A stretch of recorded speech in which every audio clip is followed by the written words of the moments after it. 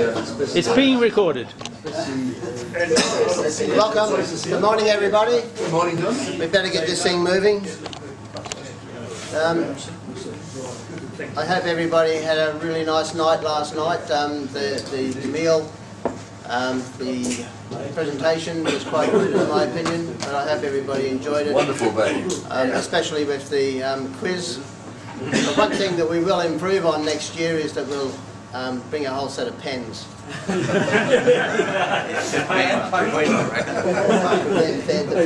Actually, I had a whole bunch of spare pens in the room. Well, nobody asked you because they're the ones for Morris Lyons. Okay, a couple of things before we kick off the papers for today.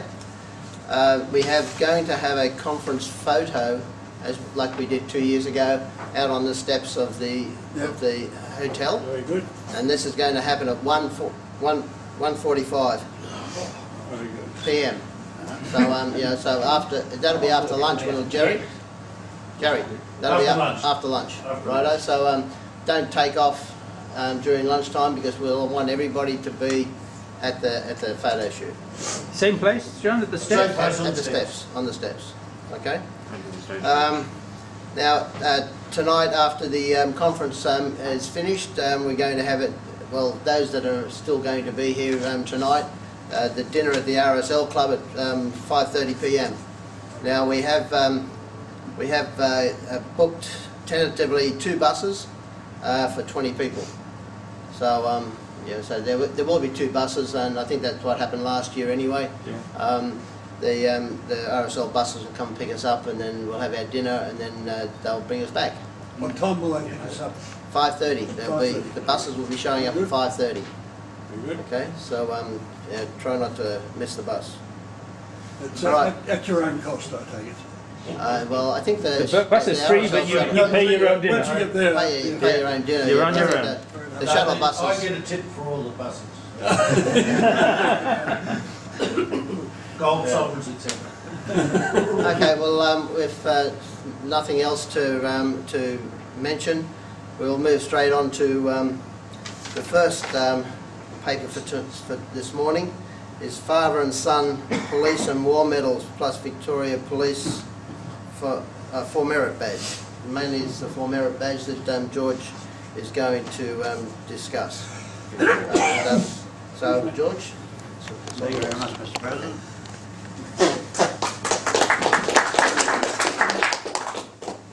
Good morning, everyone. Good morning, George. We've got a fair roller. Okay, the Father and Son Police and War Medal plus the Victoria Police for merit badge. Now, collecting World War I medals to Australians has been rewarding in many ways.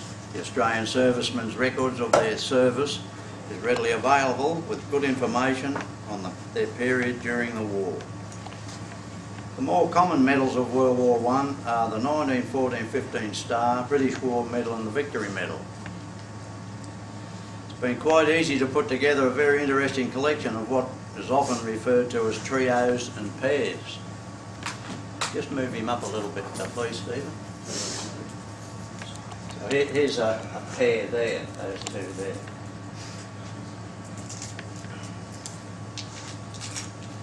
Trios and pairs are obtainable to battalions up to the 60th here, so you can get trios are available to battalions up to the 32nd Battalion, and from there on you only get pairs that are obtainable to battalions up to the 60th Battalion. Of course, getting other medals to servicemen other than a trio or a pair more often than not adds considerably to the interest of those service personnel. What I'm pointing out here, I was delighted to get this group. Not only did I get a pair of medals, but I had these other complimentary medals and badges to go with it, so I thought it was a real nice group when I bought them. Now there's 2 sets of medals here, 6 in all, to a father and son. Only has one, and son, who only has 1 pair of war medals, and that is to the son. The other 4 are police force medals, 3 to the father and 1 to the son. So we've got 3 police medals there and one on the end to the sun. The extra interest to the groups is in the form of a Victoria Police Full Merit Badge that was awarded to the Sun. A brief description of the police medals is as follows. So this is the badge of interest, but I'm going to just talk about the 3 police medals, which are British. Now the Jubilee Medal, 1897 police issue, a medal very similar to that of the 1887 Jubilee. And this is not to confuse with the ones I spoke about for the Queen's Ambulance. It was issued to various officers on duty and involved in the Jubilee celebrations and processions of the 20th of June 1897. The medal was worn from the same dark blue ribbon as for earlier medal and differed only in the date of 1897. So I'm talking about this one on this end at the moment, to the father. It replaced 1887 on the reverse. Those officers in possession of the 1887 medal and entitled to the 1897 medal received instead the bar 1897, which was affixed to the medal suspension bar. It was a bronze Metropolitan Police, and there was approximately 7,500 of them issued. The Coronation Medal.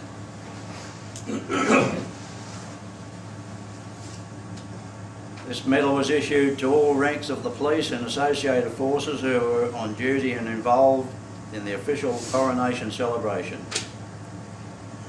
The medal was struck in both silver and bronze, silver being awarded to certain senior officers, bronze to all other ranks.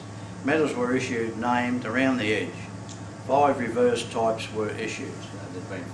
It's a bronze to the father, and there's been 5 varieties, you might say, reverse types. Silver and bronze, Metropolitan Police 51 and 16,700. The Coronation Medal, this one. The medal was issued to various police forces. The medal was issued to various police forces and organisations to commemorate the coronation of George V on the 22nd of June 1911.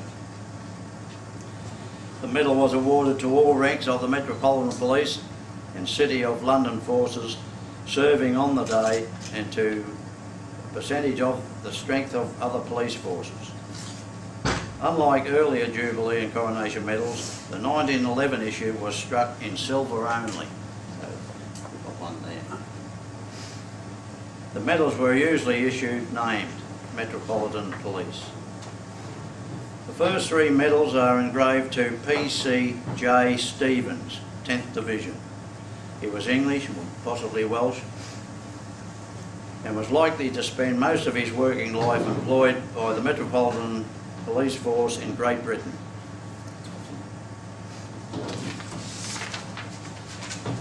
He was the father of Wentworth Stevens, who also was a member of the Metropolitan Police at the time of the King George V coronation in 1911.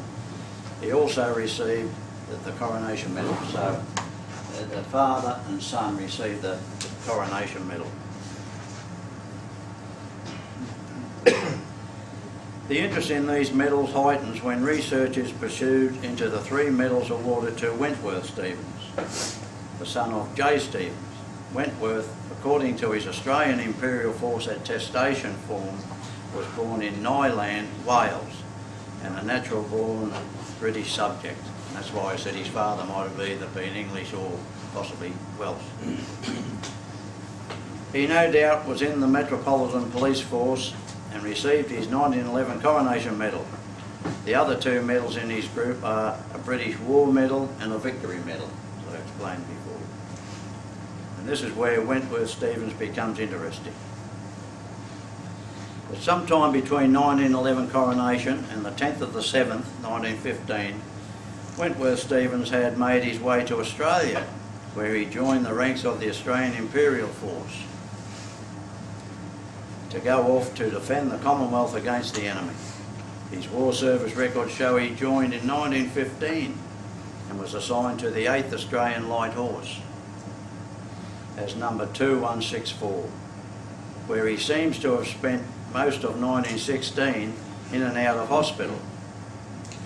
On the 11th of the 5th, 1916, he was admitted to hospital as sick and was returned to Australia, where he was discharged on the 29th of the 9th, 1916, with incontinence of urine.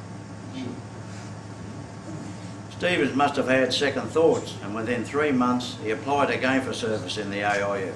His testation paper states that he enlisted on the 20th of 12th, 1916, service number 59333, and was listed as a permanent guard. His details were very similar to his early enlistment. However, 9 days later he was discharged on the 29th of the 12th, 1916. Didn't last long. Never mind. World War I documents often have handwritten notations and are quite often hard to decipher. Stevens had notations such as enlisted for service in Australia only, for such terms as service may be required, and cancelled, discharged in 1916. Also, on another document, he was declared from the 29th of 12th, 1916 to the 29th of the 12th, 1916, same day, to have been discharged of own request, character good. So, worked that one. Again, on the 10th of the 9th, 1917, he filled out another attestation form with similar details, and it also had a notation, enlisted for service in Australia only. So I don't think he wanted to get over there among the bullets. And for such period of service may be required. He went through the usual medical checks and was passed fit for service. However, a notation declared that provided he is not entitled to compensation or pension for, couldn't read the rest, for which discharged from medical military force or complications. Several words of this notation are indistinguishable, but seems to no doubt say that he could not claim compensation from his earlier enlistment. From this point in time, Stevens' records do not indicate if he served in any way or was rejected.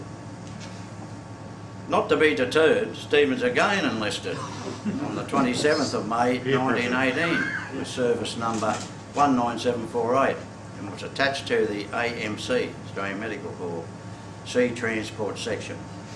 He was certified as fit for service on the 1st of the 6th, 1918, which is pretty well all over by then, and was taken on strength of unit number 2 Australian hospital ship Canowna. Those that collect Australian First World War medals will be familiar with the Canowna. And embarked from Sydney, 5th of the 6th, 1918. By the 23rd of the 10th, 1918, he was struck off the strength of HMAH Canowna, so he didn't last long there. He was finally discharged from the Hospital Transport Corps, 6th of the 11th, 1918, 3rd Military District, where he was discharged. Another document dated the 8th of November 1920 in Stevens' file is ink stamped that he had more than one period of service. A 2164 as a corporal in the 8th Light Horse Regiment, and B 19748 as a private in the AMC Sea Transport Section.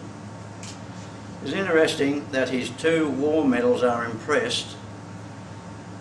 19748 Corporal W. Stevens, 2nd H ship, 2nd hospital ship, on the British War Medal, and 19748 Corporal Stevens on the 2nd AHS AIF, Australian hospital ship, on the Victory Medal.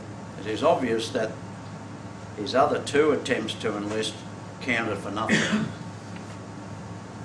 I'll make that point and I'll talk about that. After discharge from the AIF, Stevens apparently joined the Victoria Police Force and in 1919 he found himself being awarded an award for bravery.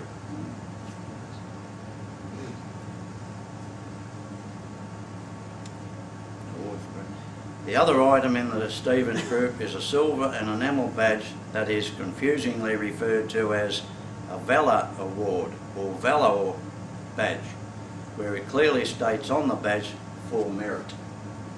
We'll just roll that up and find that badge down a bit further. There we go, there. So it says for merit.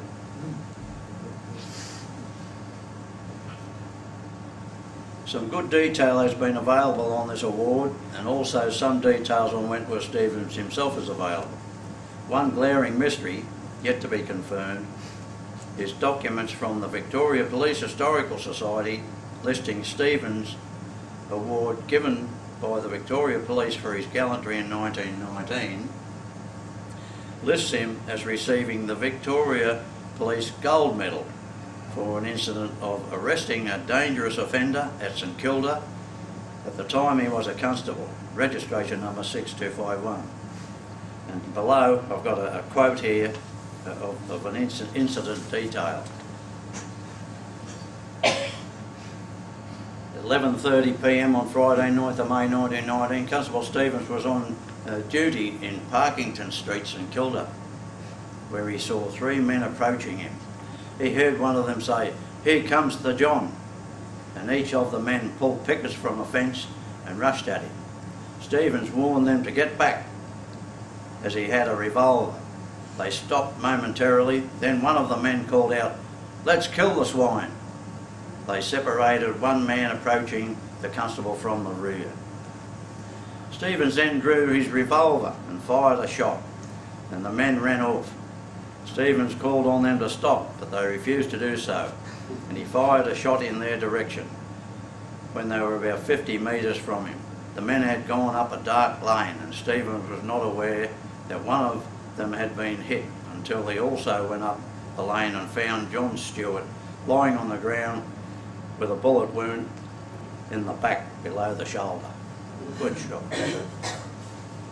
Following Stewart's arrest, warrants were taken out for the other two offenders, brothers John and Frederick Dow, who were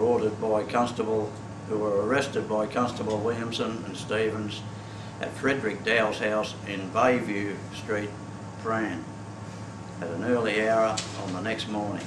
After his arrest, it was found that Frederick Dow also had a minor bullet wound in his back. So if he only shot one shot down after them and he got two of them, that would have been a story. It was realised subsequently that shortly before the attack on Stevens, the three men had mobbed Constable Smith as he was taking a man to the watch house on a charge of offensive behaviour. In the scuffle that followed, that prisoner escaped from custody. Now, unquote. Now, given the short time of Stephen leaving the AIF and joining the Victoria Police Force, it is unlikely that he would have received a gold Victoria medal for one incident and a full merit badge for another in such a short period. One can only assume that the actual award given was erroneously recorded, as the badge that came with the group of the medals, this one, to father and son Stevens, is tangible proof that the actual award given, the actual award was given this one and not the gold medal. It seemed to be fairly haphazard in those days how they awarded medals and gave them out. The Victoria Police Valour Award. The Victoria Police Valour Award is an in-house decoration the force awards to its members in recognition of exemplary bravery. It was introduced in August 1899 in the wake of a much publicised arrest of two burglars by Sergeant William Rogerson of the Armidale Police. Although severely assaulted by them, Rogerson showed great bravery and stuck to his task in a manner that captured the public imagination. There were many calls for him to be rewarded in some fashion, but at the time there was no official bravery decoration for police. The immediate problem was solved when officers in the force took up a collection and paid to have a gold medal specially made. This was presented to Rogerson by Chief Commissioner Chomley at a parade at Russell Street Police Headquarters on the 2nd of August 1899. That same day, Chomley spoke to the Chief Secretary and the Under Secretary about a proposal to introduce a police valor badge and received government approval to implement the concept. Initially, retrospective applicants were permitted for the badge. As a result, a number of awards were made for actions that had occurred during the latter years of the 19th century. The earliest of these was for an incident that occurred in 1874, so they back issued some. The first Valor badge consisted of the stripe used to mark sub-officer's rank, adapted for the purpose and worn on the upper left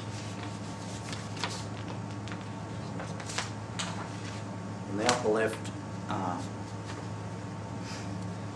A round silver and blue enamel badge bearing the inscription Victoria Police for Merit subsequently replaced it in about 1904. The early 1930s saw the introduction of a pale blue water ribbon moire from which the badge was suspended.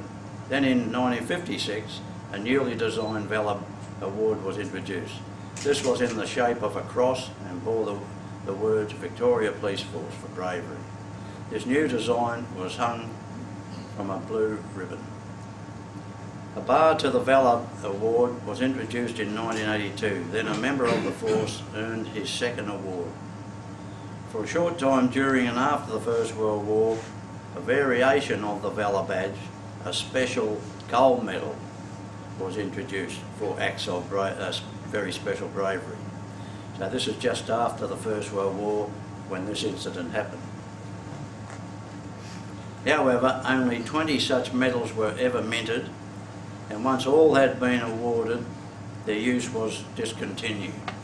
So somewhere along the line, with all their organisation, a gold medal was issued, where there was only 20 of them, but somehow or other, I think this man's got this badge. I thought there was another page. Excuse me. This is a red background.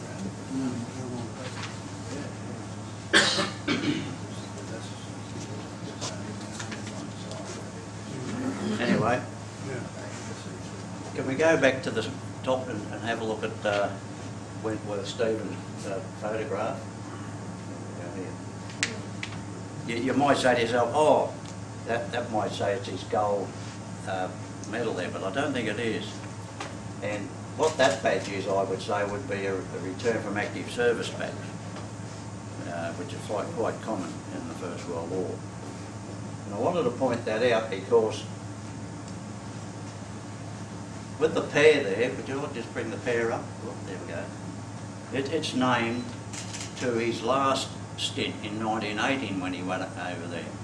And to get the Victory Medal, you had to be in a war zone and subjected to enemy attack to get that, and then you would be entitled to the return from active service badge. And that's an active service badge. So why they, and usually with pairs and trios, their first enlistment, which was the 8th Light Horse, should have been on those medals, but they didn't put it on in case he was to try and claim some sort of compensation. So they put his last engagement on there, which was the Australian Medical Corps and the 2nd Hospital ship, are on those 2 medals. So somehow or other they've sort of bodged them up a bit, I'd say, because I don't think the war was still going when he was there just for a few months on the Canowna, which was a hospital ship. So that was the point I was trying to point out there, but I think it's quite obvious that this is the badge that he actually received rather than the gold one, which is reported that he got a gold medal, but he didn't. He got this particular one. And I think the proof is here that by the fact that it is actually there, and if you like to roll it up, roll it up, yeah, you'll see that he's W. Stevens with his number on there, and it was minted or made by Stokes. Yeah, Stokes and Sons. So that's a fairly scarce badge, I would say. It's nice to have it in the collection. Thank you. Do we have any questions for George? Just a comment that St Kilda's still pretty rough on a Saturday night. Yeah, well, it came through to me that when he came from England and he joined the forces, I think he thought, I don't want to go out there galloping along with bullets flying at me, and at all times he tried to get back in the forces, but somewhere where it was safe and sound, you know, and he didn't want to leave Australia for a start. Finally, to get back in, he had to leave Australia and go on the hospital ship.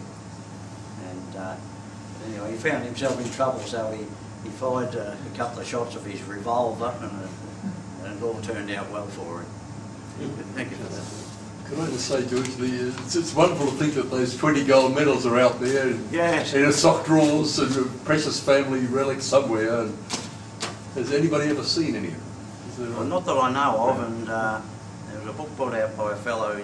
He used to have a dealership down just south of Brisbane. I can't think of his name at the moment.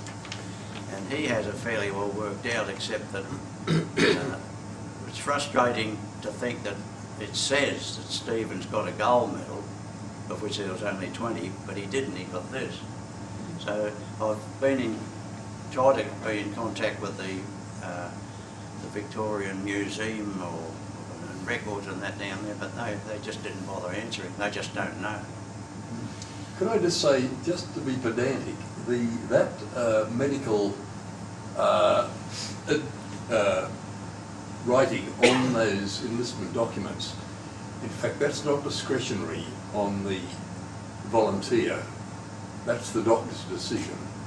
And he may well have, in fact, desperately wanted to get back overseas, but because of the previous medical record, the doctor was correctly firm, I would suspect. I know, having done many hundreds of enlistment medicals myself, you know, there's always the pressure from a volunteer wanting to enlist and to do things, but they haven't passed the medicals, which are very strict. And in the First World War, they weren't very strict; they were very liberal. In fact, but he'd been sent home from Europe for a medical condition, and he'd been in the second enlistment. He'd only lasted 9 days before he was out medically. So I'm sure that the subsequent writing of the doctor certified by the recruitment military officer I would suspect that was against the guy's wishes. I think he probably wanted to go, but they were firm with his background. And there was a tendency to put, I say this very softly, people in the medical corps who you know, didn't have their bayonets out ready to charge up and down. And in the medical corps, there was also an unwritten and undocumented tendency to put people on as medical orderlies on hospital ships. Sister Kenny was one such, for example. She enlisted as a nurse. Was obviously a very strong and dominant personality, and they didn't put her into a unit. They put her on one of the hospital ships where she was promoted to the rank of sister. I suspect that was probably what happened in this case. Yeah, well, all of these World War I documents that I've downloaded, probably I've downloaded 120 or so of them, and they're all being certified by doctors examining and all this sort of thing. And often when it says that he virtually wanted to stay home, that was just handwritten across the attestation paper, just in freehand. Right. And one of them even says cancelled. So whatever all had gone before, they just cancelled him straight out, probably that one where he was in for a day. Yes. It looked like either they thought he needed to be in a safe environment or he was requesting that. But his subsequent career is one of bravery. I mean, he's a brave man. Yes. I don't know, John. I don't think you're particularly brave to shoot someone that's running away. I think he's someone that wanted to get out there and use a gun. Anyway, that's what we've got in the collection. Thanks, George.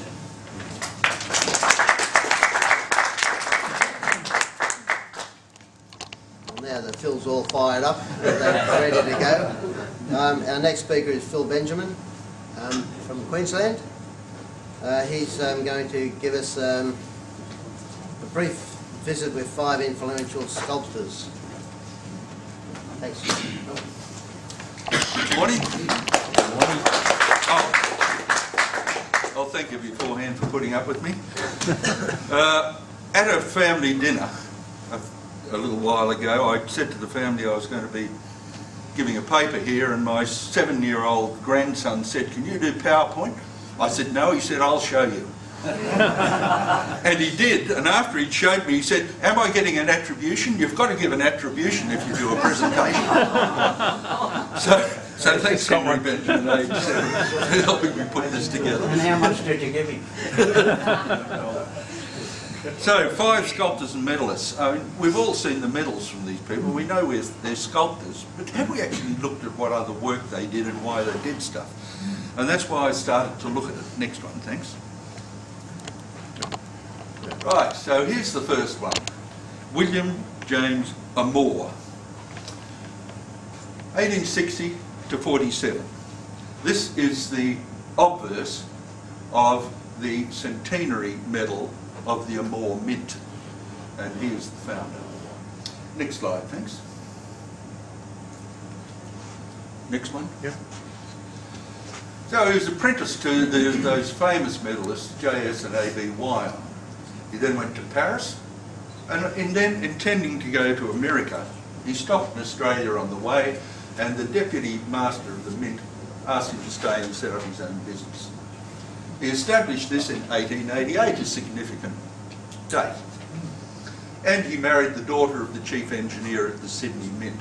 Now, I have an idea this is what convinced him to stay. His first work was for the Women's Exhibition of 1888, was very skilled. Next one, please. And there it is, the first medal struck by Amor. He did all the work by hand, cutting the dies. Mary Elizabeth, I don't know if it's Windia or Windaya. She was an amazingly productive suffragette, and she organised the women's work exhibit at the Columbian Exposition in Chicago. And we will mention her again later, but she worked mainly on social issues, looking after women and children who are having problems. Next one. And that's his Australian Centenary medal. You can see that the reverse is the same, but it's well produced, and they're all hand-cut dies, so he's a man of talent. Next one, please. As it said that as a die engraver he wanted to continue to do things the old way. He liked doing it all by hand. He's a bit like, I suppose, a retired men's shed man. In 1917 it became a limited company, and the employees were given some interest in it, so some shareholdings, which I think is a bit ahead of time. In 1935 he sold his share to the Byatt family, and later the Byatts joined up with Sanders, the silversmith who founded a company when he came here in 1911.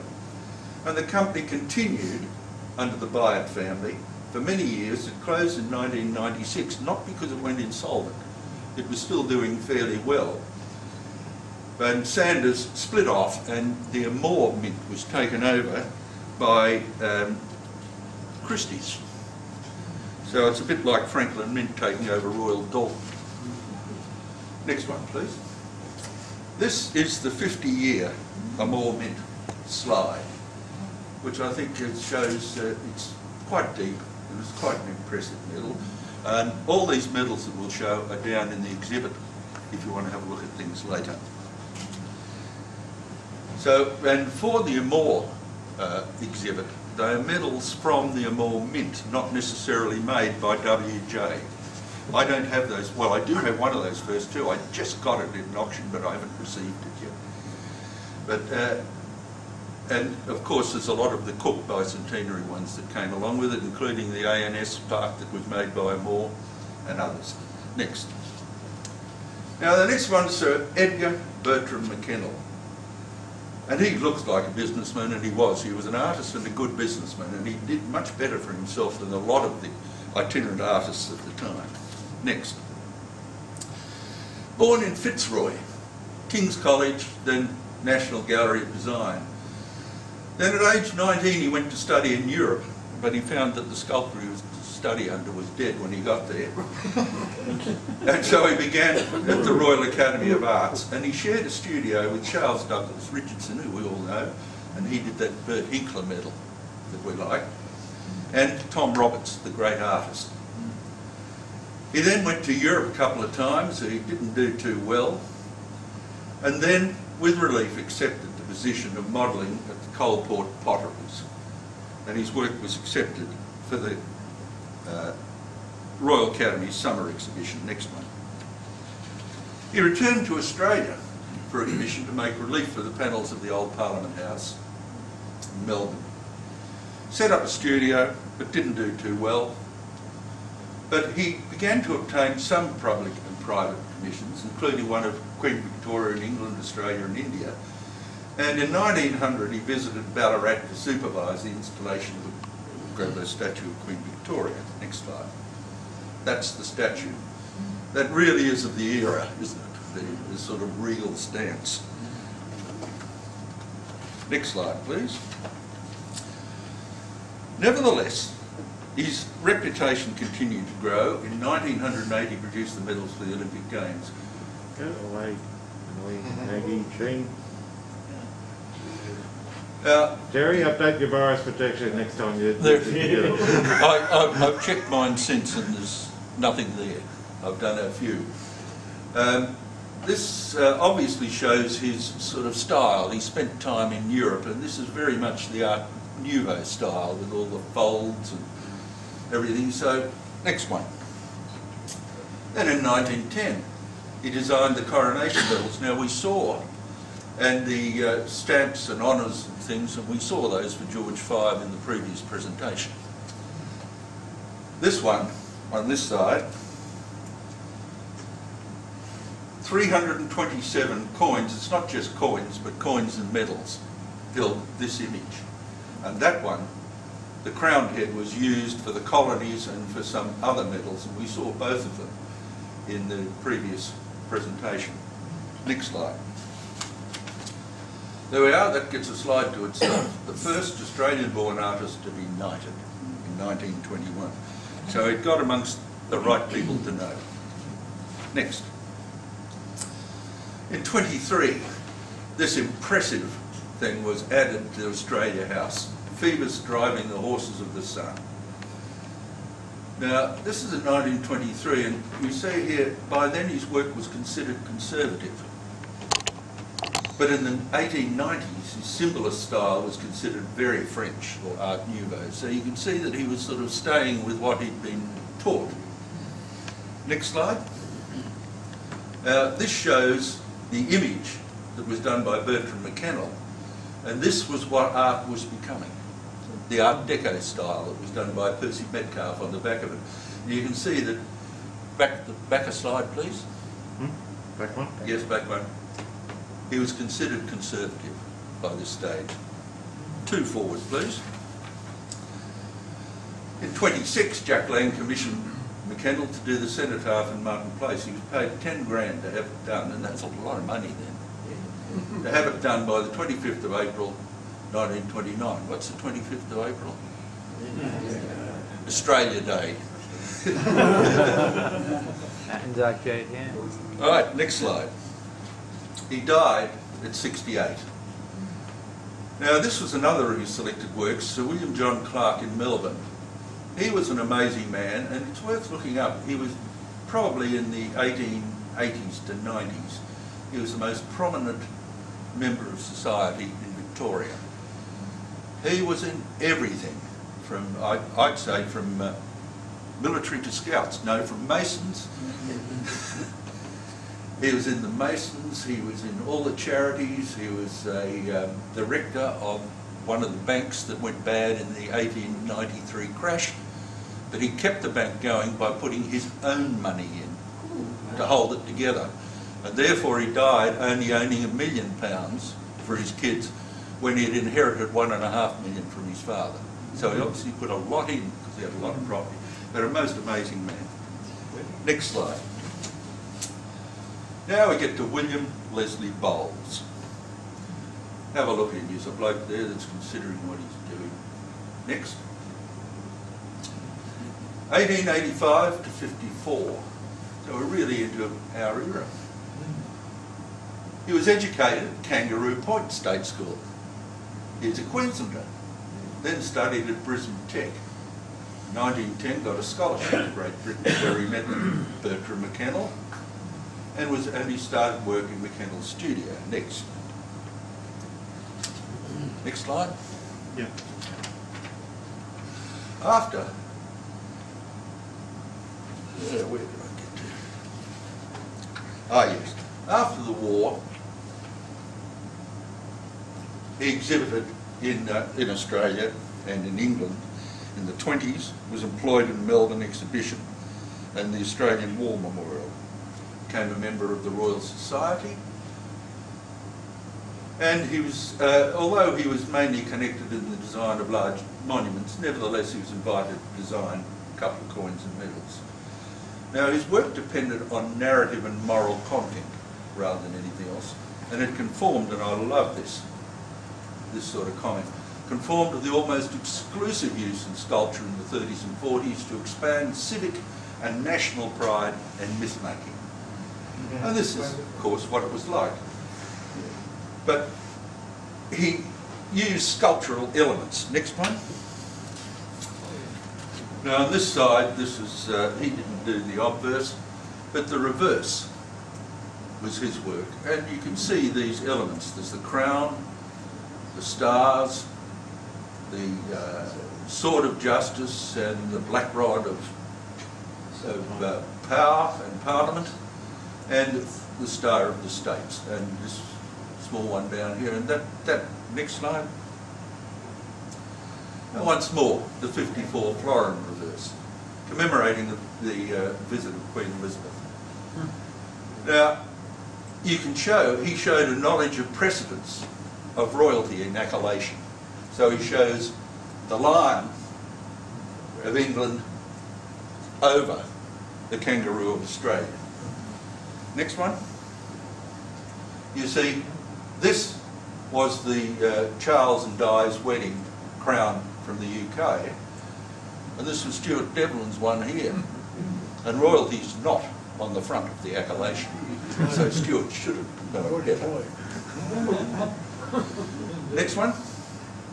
We then go to some of his works, other sculptures, Boy and Pelican in Fitzroy Gardens. Interestingly enough, the head of the boy was replaced in '72 because it got worn out. But they've added another one. Next. Diana and Hounds in Fitzroy Gardens. This is all the work of Bowles. Next.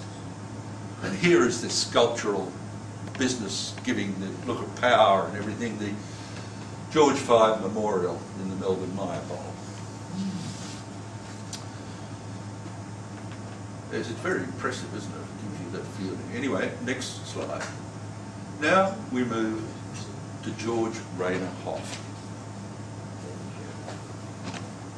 Next slide. Born on the Isle of Man, fought in World War I. The figures on the exterior and interior grid, including Sacrifice, are cited by sculptor Robertson Swan as Sydney's most moving example of publicly visible architecture. Art historian Virginia Spate said, even incomplete, it is the most perfect sculptural monument in Australia. Why incomplete? Well, we'll come to that. Next. Hoff did the original Holden logo, and it's evolved from the original one about something, the world's at their feet. Next. He joined the Society of Artists in Sydney, became the president. He produced their Medal of Merit. Next. This is the most well-known one. It was hated by the powers that be when he produced it for Victoria. They didn't like the skull in the middle of it. This was not the sort of thing you needed. But the wealth of Victoria was built on wheat and wool. And I think it's magnificently put together. And I have a theory. This shows the architectural sort of shaping that went into a lot of Hoff's work. And I have a theory that this on the back, I can't find any information as to why this was there. But I think it was because the Yallourn A power station was opened in 32, in 28, and the B section in 32, producing a combined 175 megawatts. And for this time, these were massive projects. So this was nation-building project, and this shows the sort of architectural, sculptural grasp of what has been accomplished. That's what I think is the reason for that probably odd reverse. Next one. Now I come to why incomplete. Fairfax Digital Media, April 19, 2004, opinion by Paul Sheehan. Immoral, revolting, offensive. These were the words of Catholic Church killed off one of the most powerful and evocative memorials ever seen. Quote by Sheehan. Next slide. Yes. Rainer Hoff emigrated from Australia in 23 and was commissioned to create sculptures and friezes for the Anzac Memorial. Next slide. There are the friezes.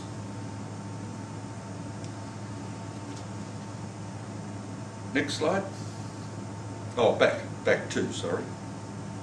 Back one. On this. The magnificent sculpture Sacrifice, depicting the body of a young soldier held aloft on his shield by his grieving mother, sister and wife, is the central image of the memorial. It has not aged. It is glorious. Next one. That's it from above, held on the shield, and it really is impressive, is it not? But there are gaps in the building. These are the two dramatic bronze sculptures that were to be outside the eastern and western walls. The stone pedestals are there, but there's nothing on them. Next, the sculpture that caused the sensation. Next one. The crucifixion of civilization, we called it. It shows a naked young woman on a cross sitting on a pyramid of broken soldiers, corpses, weapons, helmets and debris of battle. The Greek helmet, cuirass and armour are in contrast with the woman's body. I'm quoting Sheehan here. Lithe women's bodies have always caused problems for the Catholic Church, and this one was no exception. The Catholic Archbishop of Sydney, Michael Sheehan, said that he would not attend the laying of the foundation stone as the image was, quote, obviously intended only for Protestants.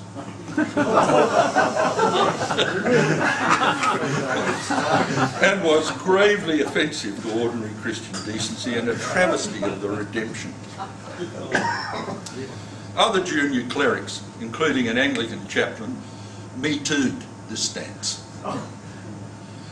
The trustees blinked and the casts were stored away in the vaults of the Commonwealth Bank in Martin Place.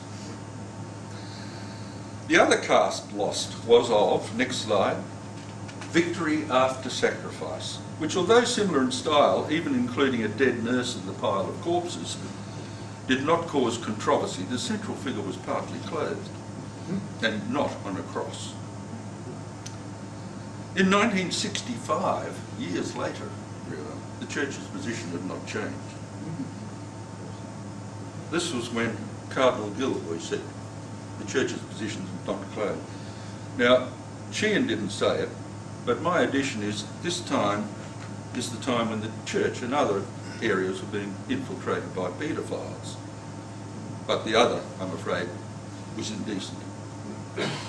In 1967, both of the casts disappeared from the vaults of the Commonwealth Bank, and no explanation has ever been given as to what happened here.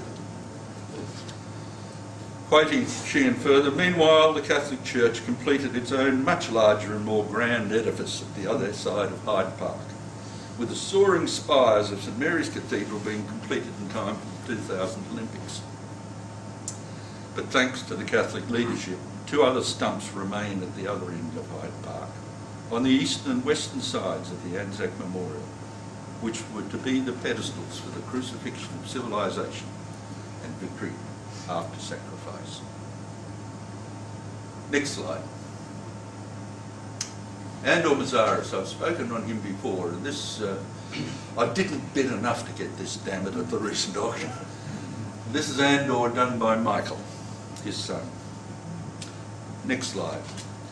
Andor, born in Budapest, graduate in architectural engineering, trained in sculpture, had a tough time here. This country, quote, being fairly culturally bland at that time. Good word. He then tried the UK, but over there he was, quote, doubly alien. Not only Hungarian, but an Australian as well. He returned to Australia and made a life as a sculptor. His attitude to medallion making is summed up in the following from one of his lectures. What chamber music is in relation to music generally, or the sonnet to poetry, is the art of the medallion to sculpture. The medallion making is an art form in its own right, somewhere between the two-dimensional painting and the three-dimensional sculpture in the round. Andor has a distinctive style, and I've said before, I like to look through Carlyle's magnum opus and try and pick which ones Andor made without seeing who made them. And you can mostly get it right. Next slide. The Cricketer and New South Wales National Trust. They show the plain lines of Art Deco with some of the flow of late Art Nouveau and made to fit the canvas of a medal. Next. This is the celebration of 50 years, 1951. So it's the separation of the New South Wales and Victoria in 1851, centenary, and of Federation in 1901.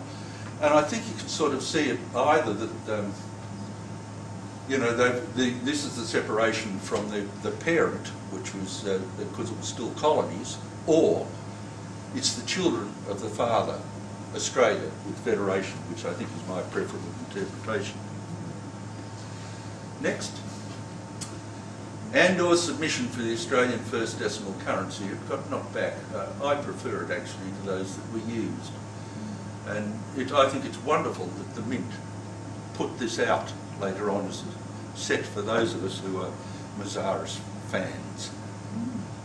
And of course this led to, next slide, that magnificent patent dollar.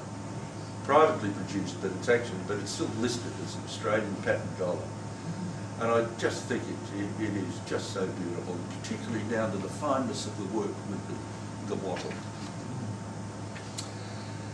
Next slide.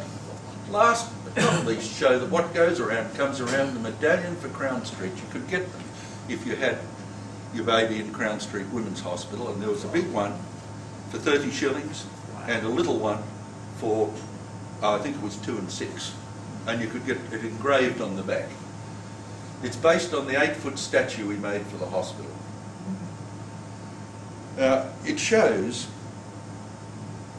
a woman proudly stepping out to face the world with her newborn, rather than the sort of almost sickly, cot, sentimental stuff that was expected at the time. And this, I think, showed. And of course, it's in the hospital that was founded by the first medal we saw, Lady Windeyer. She founded it for mothers and children, for orphans. And I'm sure she would have approved of this. Thank you for listening.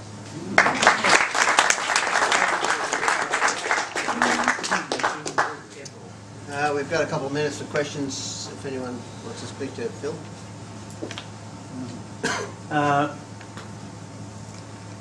Phil, this particular medal here, Yep. I thought that was put out for the King George V Memorial Hospital in Missenden Road, opposite the...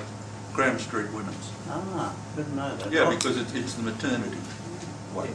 Yeah, well, Across the road is the King George V, where Metzaris has a sculpture, yeah, which shows a king That's that right, is yeah. looking sort of a proud father and things, rather than, you know, Oh, I didn't know the that. might of the empire. And that statue was also, it took a lot of criticism. acceptance. It took a lot of work to get that accepted by Yeah. the Governor General at that time, who was, of course, related to the king. Okay. And once it was explained to him about what it meant, oh yes, oh well, that's all right, we'll have Dad look like that. I can remember that hospital being built as a young boy, and I was surprised about that. I was born in Graham Street Women's Hospital, so Have you got one pity of my these? mum and dad didn't get one and engrave it for me. Not too late. I've already got one. Have a question? No? I like it. You mentioned the earliest one about the big statue, magnificent statue of Queen Victoria in Ballarat. Yep. He supervised the erection of that, but I don't know if he was the sculptor. Well, according to my reading, He was. he was. Yeah. But he couldn't get the commissions for any others. All the others in Australia were done by other people. He was hoping to get them.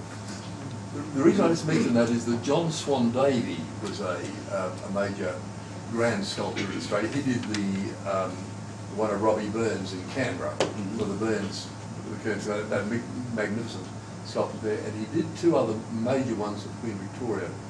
Those are the ones that he didn't get. Okay, thank you very much. Thank you.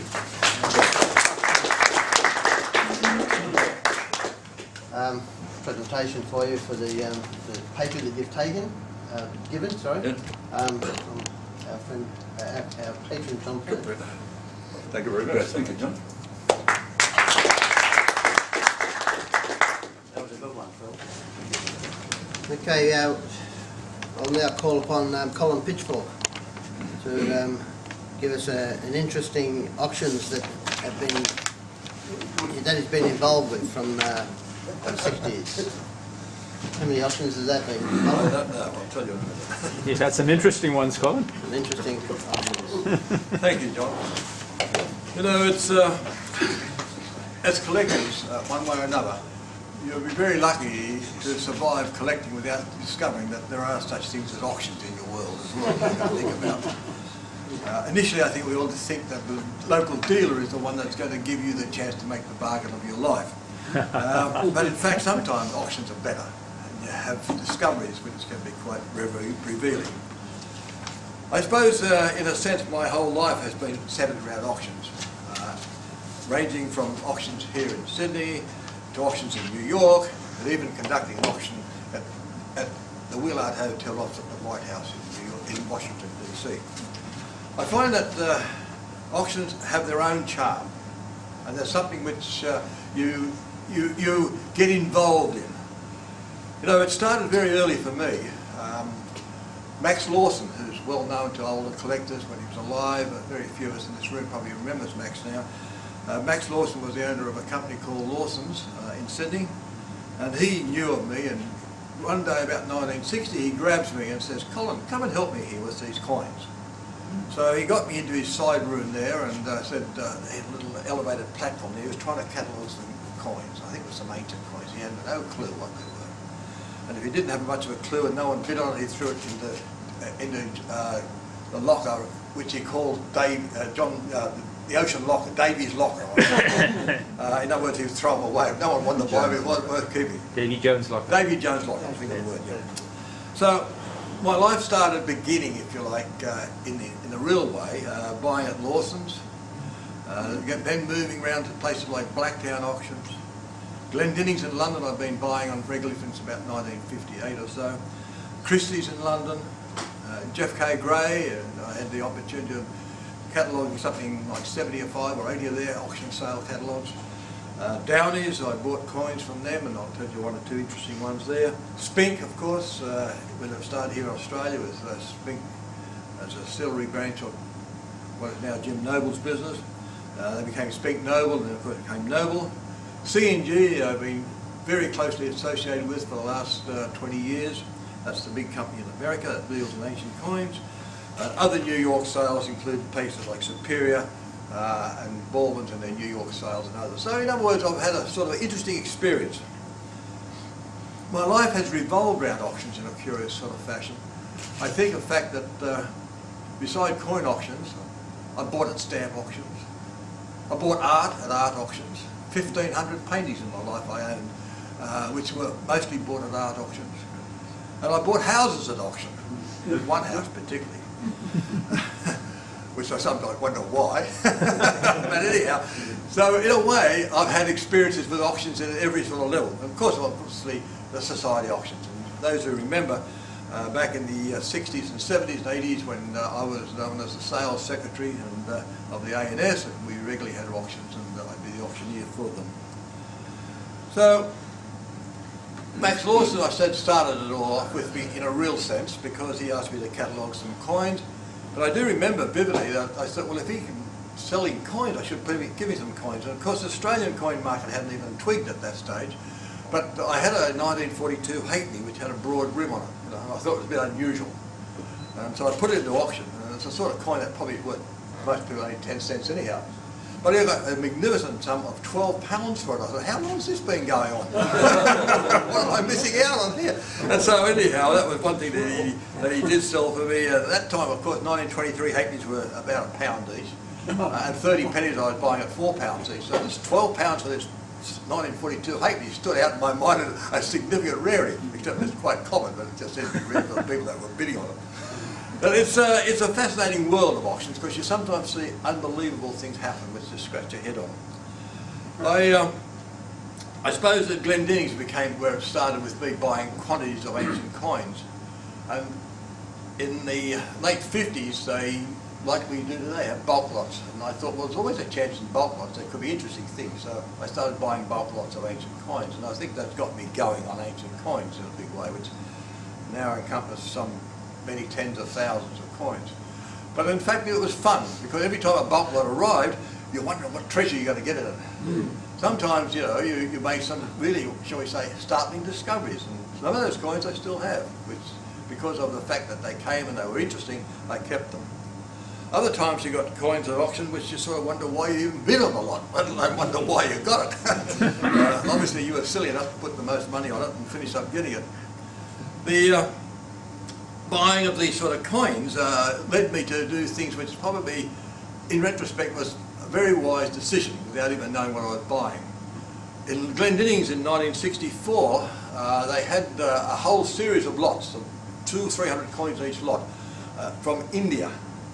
And India was a country which I had not really got into in any way. Obviously, as people know, later on I became quite involved in Indian coins, and coins have been very profitable to me and very enjoyable to be involved in. I'll tell you one little side story. At the moment, the biggest collection of Indian coins available in the Australian market now is the Flynn collection, which has yet to be tackled. It fills up an area from about here to the wall, about that high, and from that side there to that side, of boxes and, you know, containers and everything else that is yet to be sorted out. He was enthusiastic about getting coins from India to the ultimate extreme. And we were looking at one box, just one little box. We opened it up and there was a little envelope there. And this was only recently, and it had on the name of Azam Shah. And I thought, oh, that's Azam Shah, that's quite a rare coin. So Azam Shah I got out, looked at it, and I said, it doesn't quite look like Azam Shah. Azam Shah is a coin, a rupee worth about $500. He was a Mughal emperor for about 6 months. And I showed it to Byron O'Reilly, Dr. Byron O'Reilly, who's a specialist in Indian coins. He comes and works in the office occasionally, and he's been collecting coins for as long as he remembers, and he's 83, I think, at the moment. And I showed it to him, he said, come on, this is not Azam Shah. This is an Azam Seth Shah. I said, who the hell's he? He said, he is a ruler. I've never seen his coin. I've heard about them, existing, and here's one here. I thought, God. So I went to the books and checked it out. Yeah, there was such a ruler. He was in where it is today, Bengal. He struck it only this one mint. He was there for a few weeks. He was a sort of short-lived emperor that managed to sort of tell the world he was there, but he soon disappeared off the scene. And so I thought, I've got to research this. I haven't catalogued it yet. It's still there to be the joy of cataloguing it. And I looked it up in the internet to find out if any of them had been sold. And Coin Archives is a great reservoir of information about coins of the past that have been sold somewhere. And I found that C&G had one, not as good as this one, went about 20 years ago for $15,000. I thought, God, what's in this lot of stuff of India? So I'm looking forward to that as a big adventure yet to start. But going back to 1964, I was working at Goodyear at the time, and I was developing to be production manager of the company at the time, and I was earning a very good salary, unbelievable salary in terms. I was the highest paid Australian. There were 2,200 employees there, at least I was involved. So it was quite an experience. So I had plenty of money, it seemed to be at the time. So I thought they didn't have estimates in those days, so you put down a number. So I thought, well, these lots look interesting. £200 in each lot, right? Well, it didn't take long to guess who got the lot. And they came out in boxes like this. I thought, God, what have I let myself into? It turned out to be an Indian civil servant collection from the 19th century. Well, that was a joy to discover and learn about.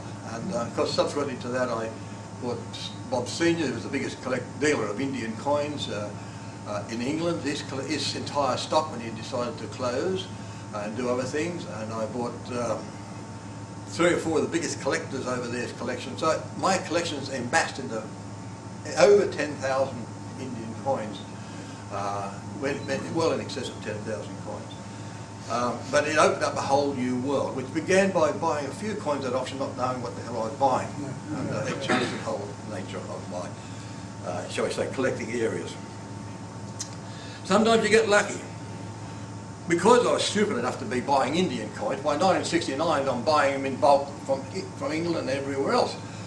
And Sotheby's had a coin come up for sale, a gold coin of the Mughal Emperor Shah Jahan, Jahangir, who was the father of Shah Jahan, who built the Taj Mahal. So you got the picture of the period, early 1600s. This gold coin only interested me for one reason, only because it had the symbol for Virgo on it. I thought, well, I'm a Virgo, I should get that coin, a gold coin. So for £54 I bought that coin. When I started the research, I found there were only 3 known. The British Museum had one, the Berlin Museum one, and this loose one that I had. I thought, this is a rare coin, obviously. Well, when I sold some Indian coins in one lot of VIC and my Mughal gold coins in Jim's auction in July 1995, that coin went up and it went for $67,000. Oh, so that taught me about, sometimes you can be very lucky at auctions. Yeah. I wasn't quite as lucky as I thought I was, because Victor England said to me when he was selling the big collection of the Adams collection early last year, when he was selling all the gold mohurs of Jahangir of the Zodiacal series, the only one he didn't have was the Virgo. And he said, Colin, if you had that Virgo, and you I owned it, I would have got you $1 million for that coin. American dollars too. So I thought, why didn't I keep it? But at the time, 67,000 changed my life because it got me into a whole series of South Italian coins, which Victor England had got onto a couple of large hoards, and I bought the lot. So auctions can be directionally change your thinking in where you collect and how you collect. And Indian coins was one of those milestones in my collecting area. So I suppose you sort of say to yourself, how do you go at some of these little sort of country auctions sort of thing? Derek Foster, of course, there was a hiatus there at the early 60s. He had his own auction company, he called it Blacktown Auctions, and he lived at Blacktown. I knew him pretty well because he was an Englishman that came to Australia to make his fortune, and he's still alive. He's about 92 or something now, and he lives just down the road here, not far away from Macquarie. And so he used to have he had 12 or 14 auctions, always about 2 weeks apart. And that was always fun. And I remember Ron Stewart being there. Ron Stewart was a very old stalwart from Melbourne with Ray Jewell, but he was there on his own this time, and he was begging me. He had 6 £100 notes. He said, would you like to buy these, Colin? I said, I don't collect banknotes. He said, I'll let you have them for £105 each. They're a good buy them. I said, I don't want them. Big mistake. At $100,000 each or something or other today, I really did not do well on that deal. But look, you know, you never know what can happen at sometimes at these auction sales. Is at one of these auction sales I met Ross Sutton, whom I had a lot of long-term involvement with over the years, with his Sutton coin auctions, or Subtle coin auctions, as he changed his name later on. He was an interesting personality. He lived at Summer Hill in Sydney. Well, he didn't live there, it's where his shop was, but he was a paraplegic. He had two, he drove a car, he could use his hands, but he had no power in his legs. He was a victim of an aeroplane flight when he used to be a crop duster, was coming out too low and lost his legs in the process. But he ran a coin business and a jewellery business, and a lot of us remember, and I remember Ken Welsh, and just to remind you who Ken Welsh was, he's once a president of the ANS. This is one of the volumes from his library, which I bought, which happens to be, you see his book plate inside, I'll pass it around, you can have a look at it. It happens to be 3 volumes of the 4 I did for the Heidi sale with Jeff K. Gray. So I'll pass that around there so you can sort of see it. That Ken Welsh was quite important. So I was with Ken Welsh and we were doing the Gilbert and Heidi book. We were meeting at Jim Noble's place, and we'd go to, Ken picked me up in his brand new Mercedes, and we'd go to Sutton Coins or Ross Sutton's place, and we'd look at the bulk lots before we went to Jim Noble's place to continue meeting with Gilbert Heidi to talk about the issues of tokens. So sometimes you can be lucky even in a dealer's shop, and you know that. I got the 2 shilling box, he got the shilling box. But actually, I think he called it the 10-cent box now, because it was now 1966, 67, just after decentralisation. I'm going through it and I sort of recognise a token there, the ASN token, 20 cents. I thought, that we will buy. Ken's looking over my shoulder. He's a big token collector. He wanted to have the best token collection in the country. And he was doing this. And he looks at me picking that up. I said, I think we've got to get out of here. I buy that, I picked out another half dozen coins. I had 7, I think, coins. He picked out a couple and said, oh, I've got to get to the car. He wanted that coin. And he said to Ross, I said, what about these 7 coins? And he said, look, yeah, $1. Fair enough for these 7 coins. So I paid him $1 and walked out. And I got back to the car and Ken said, I want that coin. What are you going to let me have it for? I said, I don't know. He said, look, you're talking on the way over here, you want to buy a new lounge suite.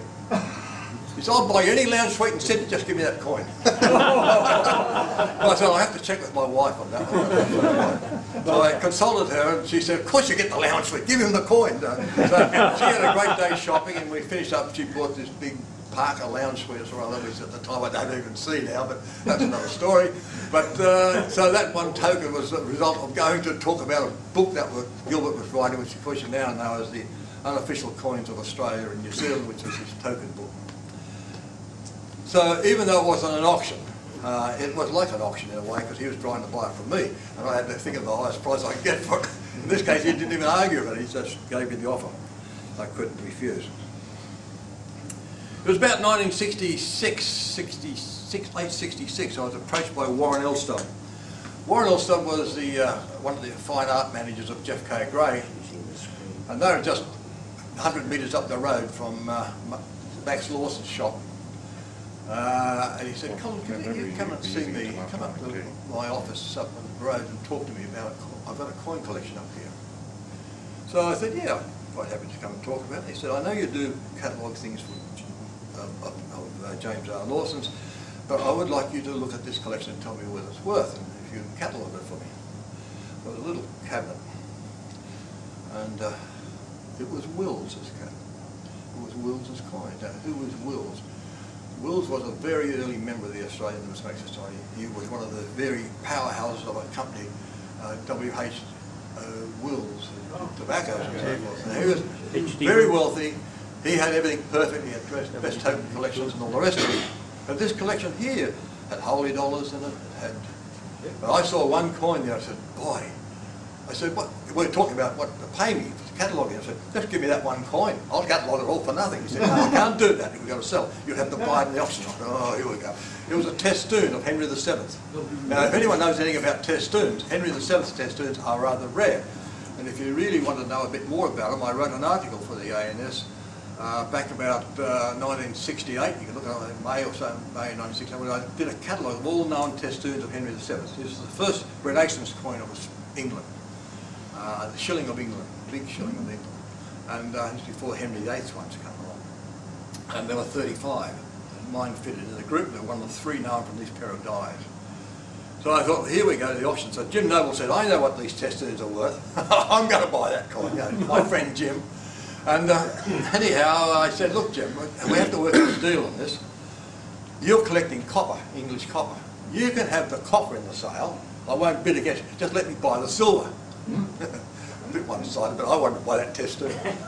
So he got the copper, the real choice copper from Wills's collection, which is the basis of his big sale that he said in Glendinning's in 1972-3. He had a big sale of his own in Glendinning's in London, in English copper.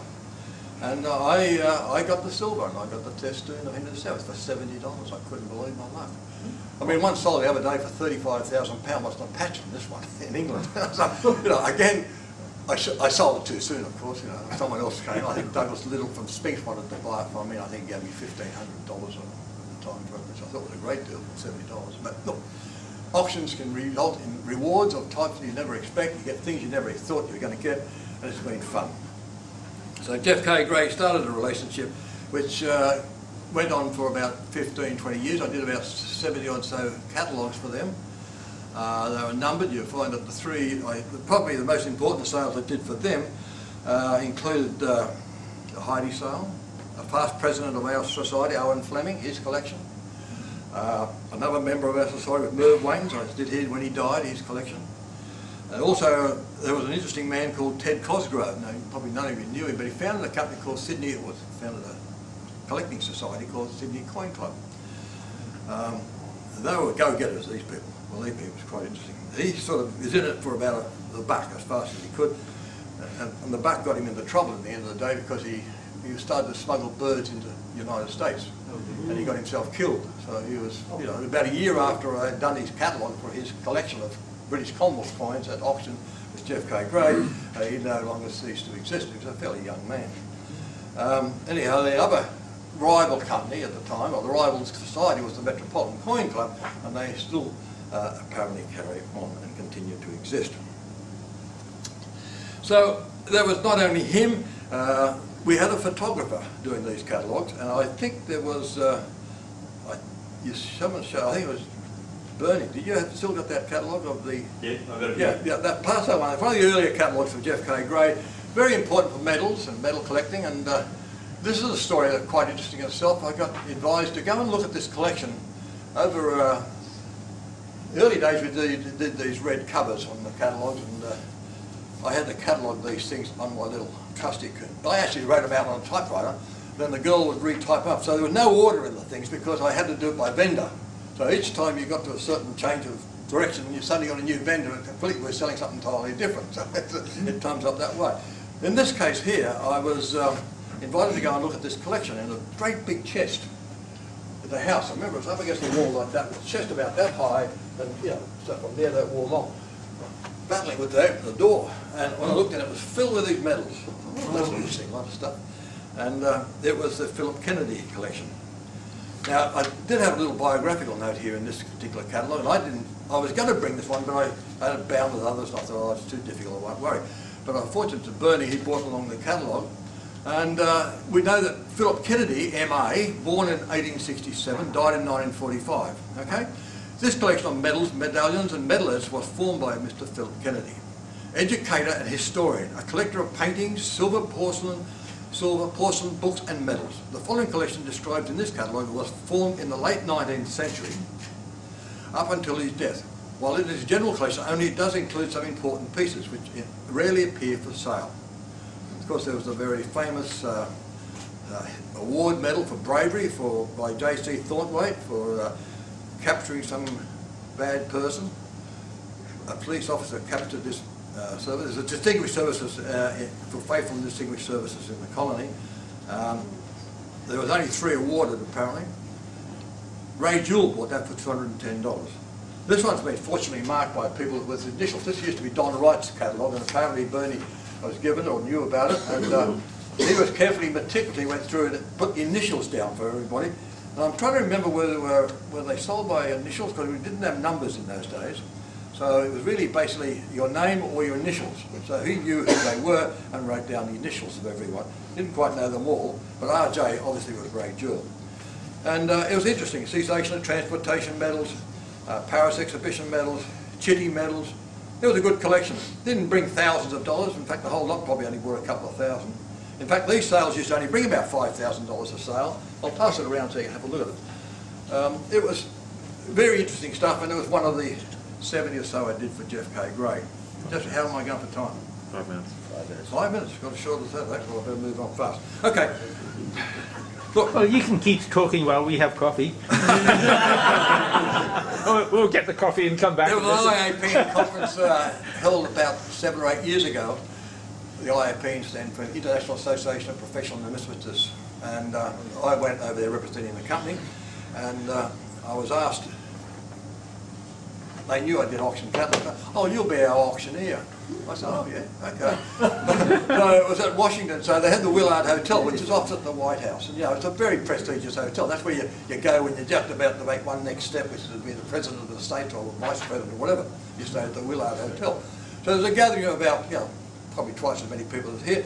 And my job was to sell T-shirts on behalf of the Philadelphia Children's Hospital.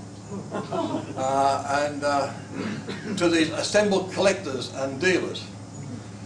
So I did it with sort of humour and fun, and where they thought they might get $100 for these T-shirts, I was getting $600 and I was considered such a success that one of the women in the room, who was, her name escapes me, I can't remember, she just died recently. She was just on 100 years old, and she was the oldest dealer in America that was still practicing, and she's very famous.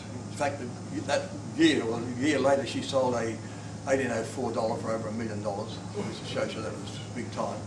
And she said, I want you to be my next auctioneer. I said, I don't think I'm going to get a special trip from Australia to you to be an auctioneer in a coin auction in America. But anyhow, that was a very fascinating occasion where I had international reputation as an international auctioneer. Only time ever. 73. So, there have been funny sales. And there's been some great sales I've been to. I mean, it's just amazing. George? One of the most strangest sales I've ever been to was a crow's nest auction, which I had to do. This was famously known as the racecourse sale. I have never had an experience where things start off, you don't know what the hell you're doing. I got a phone call from Lindsay Burgess, who used to be the chief cataloguer for Lawson's. This goes back to the 1960s. He was still alive, he was a very old man, but he had the job of cataloguing this collection of stuff. He said, there's only one person I know who can catalogue coins, so he rings me up and said, can you come and catalogue this collection of coins? I said, whereabouts? He said, well, we operate from a garage, one of the storage garages up at Balkan Hills. I said, oh, storage garage? All right, okay. I sort of got a friend of mine to accompany me, because I thought this will be, well, the manual work might be involved. And he did. And so we went to this place at Balkan Hills, and these coins were stacked around the room in this garage. I thought, over there, you've got to catalogue these coins, and you've got to do it very fast, and do it very quickly, and get it out. We've got to have a sale within a couple of weeks. I said, what's the urgency? He said, I'm thinking to myself, why are they worried about selling these coin collections in a hurry? And I was a bit concerned. I said, are these guys working for the federal government, or who? Or the police, or what is it all about? And so I was asked to produce a catalogue. So I produced a catalogue in my backyard. I took the photographs at the start of the catalogue with my trusty camera, like Peter has over there, single lens, beside the pool of coins like holy dollars, rare crowns, rare ancient coins, gold Roman coins, everything was there. Sovereigns, Adelaide pounds, and all this sort of stuff. It was unbelievable. And but it had to be sold very fast. So they found a venue over at the racecourse, at the showground actually, and it was had to be done on a day very quickly. So Sunday was a day, and it's cash only. Make it hard for everybody. So we weren't allowed to advertise, but we did put an ad in the Herald. And all the cockroaches soon discovered. Everyone was there. They had to go to my friend's place at Newtown to buy a copy of this catalogue for $10. Any way they could get a catalogue to go to the auction was to get a catalogue. There's nowhere didn't know where it was, but they knew there was something good in it because I gave a few highlights, you know. It was quite strange. I mean, you never had any fun. So on the day, people came with their bags. They're all going to make a big clean-up at this auction, you know. And they look around, oh, you're here too. Oh, no, oh, this is hopeless. Oh, what's going to happen here? So the game started, and they went extraordinarly well for a Sunday. Everyone paid in cash. But one guy I gave exemption to, he could write a cheque, and that was Jim Noble. He only spent $250,000 that day, but I would spend a lot of money too, and it finished up grossing about $600,000. Bob Jago came to me afterwards and said, can we do this again? Oh, I'd like to do one of these again. It looks like a great success. Don't tell anybody, but they all turn up. That sort of belief is funny because, you know, when Jim Noble has auction sales and he has the stamps, sort of something that was really an aside. We don't do stamps, but we have stamps coming in. So we didn't tell anyone. We didn't advertise stamps or anything like that. So it became the best trade secret in town. Noble sells stamps, but don't tell anybody because I want to go there and buy it. Every dealer turns up, they say, oh my God, they're all here. You know, so you don't tell anybody because they'll soon find out that that's the best way to get the best business because they all think they're going to make a bargain. Look, you know, what can I say? I'll pass this catalogue around so you can enjoy it. This was all done on my little old computer that I had that was a very cheap computer at the time, back in 1992. C&G have been very good to me too, beside Jim Noble, of course, and Noble Numismatics. I've sold something like 1,500 lots with C&G. I'm currently selling my collection of Alexander the Great there, and the next part of it sells on Wednesday night. It's an e-sale thing. I've sold 375 or 400 of these coins already. Alexander the Great tetradrachms are quite scarce, generally speaking, but I had what was apparently Charles Hurd, who was the biggest collector in the world, told me in the 1990s that I had the next largest collection in the world beside his, privately owned. And these are all different coins, different mints and everything else. And they're going basically very well. But so I've been buying a lot of coins from C&G over the years. I obviously buy a lot from Noble Numismatics. I do buy, I bought one last week from Roma Coins in England for Macquarie University, as well as one lot for myself. So it never stops. It's a deflection. These buying coins or buying anything at auction. You get the disease. It's very easy when you turn up and attend these auctions. And I think that's probably where I should stop because I can see that you're all getting very thirsty. I'm just making sure there's nothing I've left out that really is important. One more little possible point, if I can finish on this note. I went to an auction at Spink America had one in New York in December 1993, and it was the Harry Abramovich collection. Now, I went to this auction with a deliberate view of just observing these Jewish coins being sold. I think it would be fascinating to see what happens to them, because I'm a bit interested in Jewish coins, but I didn't have much. And as the sales were progressing, I thought, these are going reasonably cheap. So I started putting my hand up. I finished up owning half the sale. So I got him to sign my catalogue. I think I mentioned about Harry Abramovich before. One of the great treasures that he had was a coin, which I spoke on a previous occasion about coins which have a story to tell. So probably that's the way it ends. Auctions can bring home stories, and they all have a story to tell. And sometimes how you acquire the coin can be just as much fun as researching the coin, or metal, or whatever it is you buy. You didn't tell them the story about when you were in New York and you saw the Dansko album with the... Oh well, that's another little story, how you sometimes can make your buy of the day and think you're going to make the killing. The Australian dealers were there, it was about 8 of them, and there were some Australian coins in the sale. There was a Dansko album with, you know, a complete set of pennies, except the 30 penny. So if you look at it, I think, well, it's just a 30 penny, and they estimated $200 for it. I said, about the right price.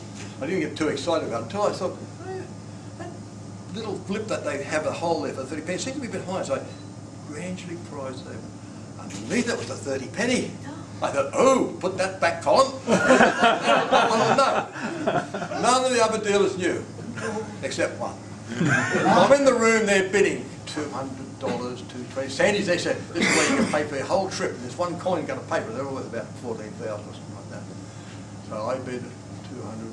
Someone else bids 220, 240, 280, 300, 350, 400, 500. Who's bidding against me?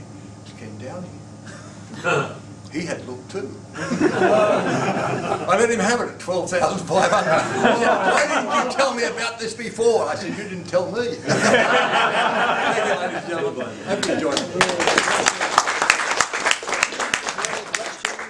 Before Colin sits down. Colin, the thing I love about auctions is seeing the other bidders, and one sees oneself in the mistakes that bidders make. And I used to go to the Christie's auctions in London, not that I could ever bid, but I just used to enjoy seeing the beautiful things that were sold. And I remember I was seeing on one occasion a lady got so excited bidding that she started bidding against herself. I've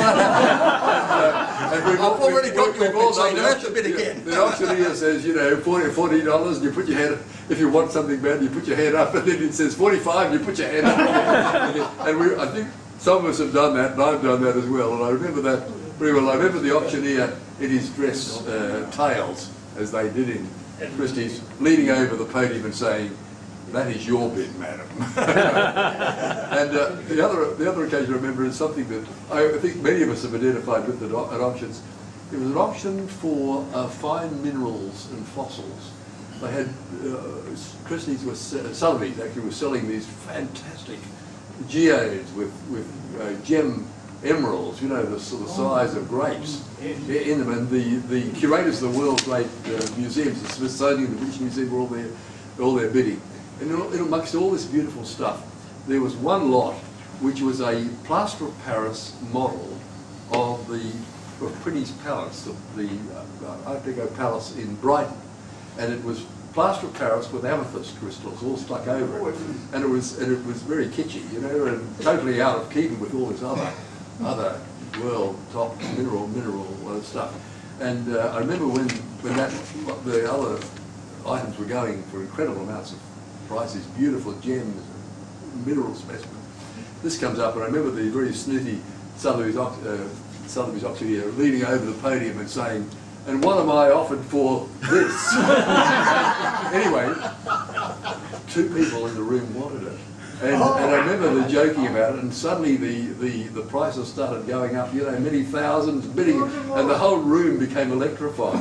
And the whole atmosphere changed suddenly. And I'm sure we've all seen that sort of thing in where just two people want something desperately, and nobody else puts any value. Well, you know, I should tell you one more story, the auctioneer's dream.